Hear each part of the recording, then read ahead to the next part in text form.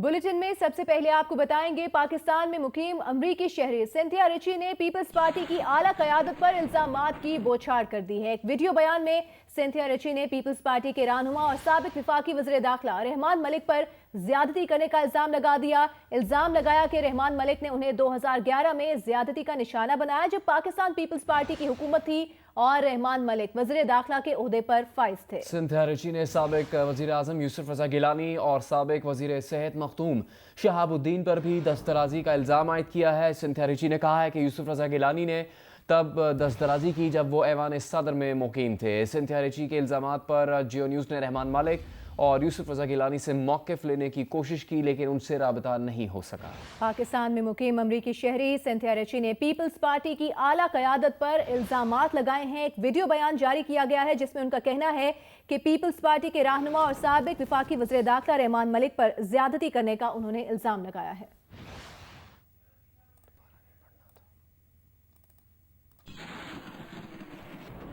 I was raped by the former Interior Minister Rahman Malik. That's right. I'll say it again. I was raped by the then Interior Minister Rahman Malik. I was physically manhandled by the Federal Health Minister Makhdoom Shahbudin and the Prime Minister Yusuf Gilani while he was staying at the President's house. I will be happy to go into more detail with the appropriate, neutral, investigative journalists. I was raped by बात करेंगे हम इसी बारे में जियो news के नुमाइंदे एजाज सैयद से। एजाज, जो इल्ज़ामात इन खातून सिंथिया रिची ने लगाए हैं, उन्होंने कुछ शिकायत भी की है किसी इदारे में, और पीपल्स पार्टी की जानिब से भी इन खातून के खिलाफ कुछ शिकायत की जा चुकी है इससे पहले। जुनैद, जो इल्जामात सिंथिया रिची ने लगाए हैं, इन इल्जामात का एक खास कॉन्टेक्स्ट है, और वो कॉन्टेक्स्ट ये है कि गुज़िश्ता तकरीबन एक हफ्ते से ये इस जमात पाकिस्तान पीपल्स पार्टी के खिलाफ एक कैंपेन चला रही हैं, और इन्होंने जो कैंपेन अपनी का आगाज किया है वो शहीद साबिक वज़ीर आज़म बेनज़ीर भुट्टो पर चंद बेहुदा किस्म के इल्जामात से किया, जिसके बाद पीपल्स पार्टी ने रिएक्शन के तौर पर FIA जो फेडरल इन्वेस्टिगेशन एजेंसी है उसको इनके खिलाफ एक खत दिया, और साथ ही साथ सेनेटर सहर कामरान जो पीपल्स पार्टी से तल्लुक़ रखती हैं, उन्होंने वजारत खारजा में और एक अहम खुफिया इदारे के सरबराह को सिंथिया रिची के बारे में खत लिखा, और इनके पाकिस्तान में रहने के की वजूहात और किस तरीके से ये पाकिस्तान में रह रही हैं और किस तरीके से ये पाकिस्तान के कौमी मामलात पर कौमी जो क़यादत है उसके ऊपर इल्ज़ामात आयद कर रही हैं। ये इल्ज़ामात थे बुनियादी तौर पर ये वो सवालात थे जिन पर तहकीकात की रिक्वेस्ट की गई है सेनेटर सहर कामरान की तरफ से भी। तो इस कॉन्टेक्स्ट के अंदर होना तो ये चाहिए था कि FIA फौरी कार्रवाई करती, अभी तक वो कार्रवाई तो नहीं हुई, सिंथिया रिची का बयान आ गया है। अब इसमें ये सवाल भी पैदा होता है कि जब ये सब कुछ वाकयात हुए सिंथिया रिची के साथ, वो पाकिस्तान में क्या कर रही थी, क्या उन्होंने किसी इदारे को सख्त तहकीकात के लिए शिकायत की? ऐसा नहीं हुआ। हम इस्लामाबाद में रिपोर्टिंग करते हैं, किसी थाने में उनकी कोई दरख्वास्त नहीं गई, हैरेसमेंट कमीशन यहाँ पर मौजूद है, वहां पर कोई दरख्वास्त नहीं दी गई। तो एक खास कॉन्टेक्स्ट में इन तमाम इल्जामात को देखने की भी जरूरत है। जी ठीक है, बहुत शुक्रिया आपका एजाज सैयद, आप हमें अपडेट कर रहे थे। पाकिस्तान में मुकीम अमरीकी शहरी सिंथिया रिची ने पीपल्स पार्टी की आला क़यादत पर इल्जामात की बौछार कर दी। हमने कोशिश की है कि इन रहनुमाओं, जिनमें रहमान मलिक, यूसुफ रज़ा गिलानी और मखदूम शहाबुद्दीन शामिल हैं, उनका मौक़िफ़ लिया जाए, लेकिन अभी तक उनका मौक़िफ़ नहीं लिया जा सका है, उन्होंने इनकार कर दिया है। सिंथिया रिची ने अपने वीडियो मैसेज में क्या कहा है, क्या इल्जामात लगाए हैं, आपको दिखाते हैं। I was raped by the former Interior Minister Rahman Malik. That's right. I'll say it again.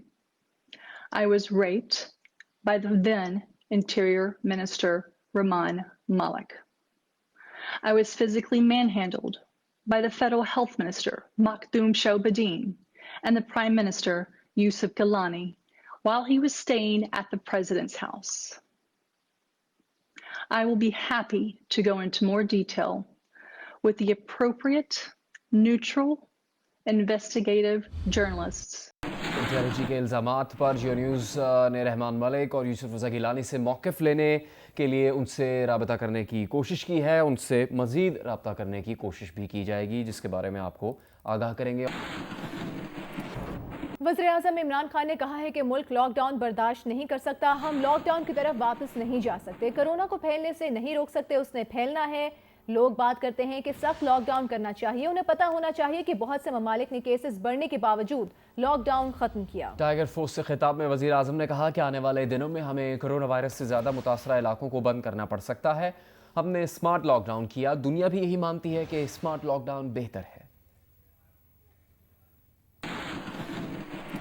Senate इजलास में स्टील मिल्स की निजकारी के मामले की गूंज। सेनेटर मुशाहिदुल्लाह खान ने कहा कि हुकूमत में आने से पहले तहरीक इंसाफ का मौक़िफ़ था कि स्टील मिल की प्राइवेटाइजेशन गलत है, लेकिन अब निजकारी की जा रही है। इमरान खान ने कहा था कि ये बिलें हम चलाकर दिखाएंगे, नहीं चला सके तो माने कि गलत कहा था। सेनेटर सिराजुल हक ने कहा कि विफाकी हुकूमत ने 1 करोड़ नौकरियां देने का ऐलान किया, तो स्टील मिल्स के मुलाजमीन को फारिग करने का क्या तुक है। विफाकी वजीर हमाद अजहर ने कहा कि माजी की दोनों हुकूमतें बहाल या निजकारी न कर सकी। 5 साल में टैक्स गुजारों के 35 अरब मिल्स मुलाजमीन को दिए जा चुके हैं। ऐसा नहीं हो सकता कि सरकारी महकमों में भर्तियां करते जाएं।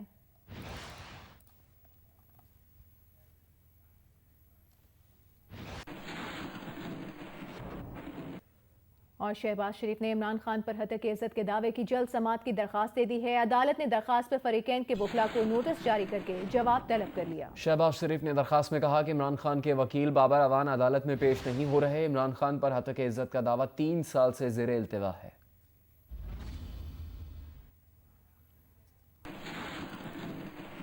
और मुआविन खुसूसी शहबाज गिल ने कहा है कि शहबाज शरीफ का मुलाजिम करामत मसीह नैब में बैठा उनका इंतजार कर रहा है, जिसके अकाउंट में उन्होंने अरबों रुपए डाल दिए। शहबाज शरीफ का तारुफ यह है कि उनका एक बेटा, भतीजा, दामाद और भाई का समधी मफरूर है। तीसरा तारुफ यह है कि वो नवाज शरीफ के जामिन है जो एक मफरूर मुजरिम है। हम इस मामले पर भी अदालत जाएंगे।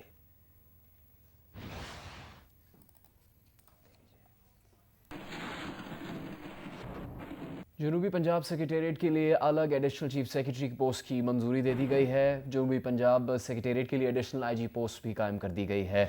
1 जुलाई से अफसरान अपने फ़राइज़ अंजाम देना शुरू कर देंगे। तहरीक इंसाफ के वादे और मंशूर के मुताबिक ये इकदाम कर रहे हैं, ऐसा कहा गया है वज़ीर आला पंजाब उस्मान बुज़दार की जानिब से।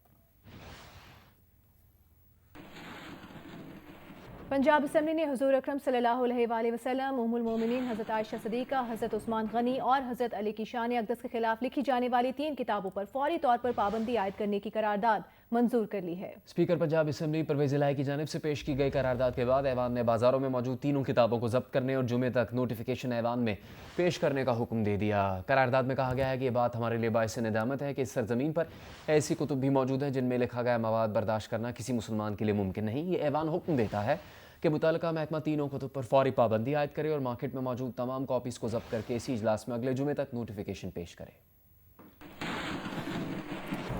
मुल्क के मुख्तलिफ शहरों में एडिटर इन चीफ जंग और जियो ग्रुप मीर शकीलुर रहमान की गिरफ्तारी के 84वें रोज भी मुजाहरे किए गए। और जियो ग्रुप के editor in chief Mir Shakilur Rahman की गिरफ्तारी के खिलाफ लाहौर में एहतजाज का सिलसिला जारी रहा। डेविस रोड पर एहतजाजी कैंप में सिविल सोसाइटी के रहनुमाओं और सीनियर सहाफ़ियों ने शिरकत की।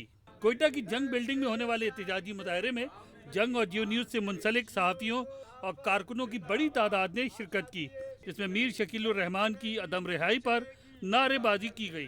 पेशावर में होने वाले मुजाहरे में रहनुमा जमात इस्लामी बहरुल्लाह एडवोकेट समेत सहाफ़ियों और दीगर अफराद ने शिरकत की। बहरुल्लाह एडवोकेट का कहना था कि हुकूमती ईमा पर आमराना इक़दाम आज़ादी सहाफ़त पर हमला है। जंग ग्रुप हक और सच की आवाज़ है। कमालिया में जंग जियो न्यूज़ के editor in chief Mir Shakilur Rahman की गिरफ्तारी और जंग जियो न्यूज़ को बंद करने की कोशिशों के खिलाफ खुसूसी अफराद ने एहतजाजी मुजाहरा किया। नवाबशाह में मीर शकीलुर रहमान की गिरफ्तारी के खिलाफ सहाफ़ियों ने चकरा बाजार में एहतजाजी मुजाहरा किया। विफाकी वज़ीर इत्तलात सेनेटर शिबली फराज ने कहा है कि स्टील मिल से मुतालिक फैसला इसलिए किया गया कि उसकी रीस्ट्रक्चरिंग की जा सके।